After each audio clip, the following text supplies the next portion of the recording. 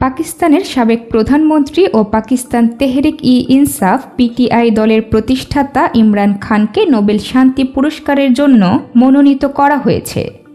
তার শাসনকাল, মানবাধিকার রক্ষা এবং গণতন্ত্র প্রতিষ্ঠার প্রচেষ্টার জন্য তাকে এই মনোনয়ন দেওয়া হয়েছে।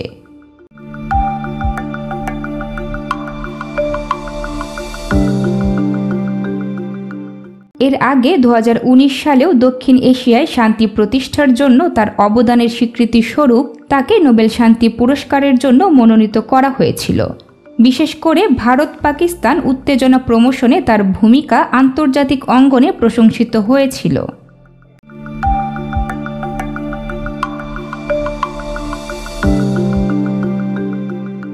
ইমরান খান বর্তমানে কারাগারে রয়েছেন।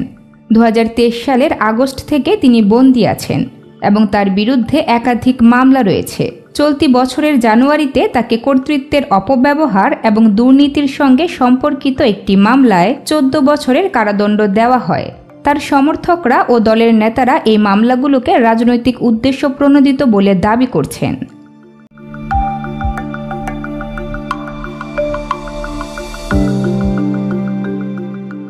ইমরান খানের নোবেল শান্তি পুরস্কারের মনোনয়ন নিয়ে পাকিস্তানে ও আন্তর্জাতিক মহলে মিশ্র প্রতিক্রিয়া দেখা গেছে।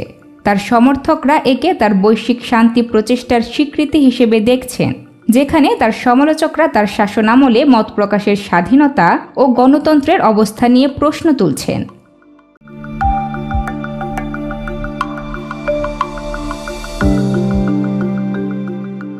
আগামী অক্টোবরে নোবেল শান্তি পুরস্কারের বিজয়ীর নাম ঘোষণা করা হবে। ইমরান খান যদি বিজয়ী হন, তবে এটি শুধু তার জন্য নয়, পাকিস্তানের জন্য একটি ঐতিহাসিক অর্জন হবে।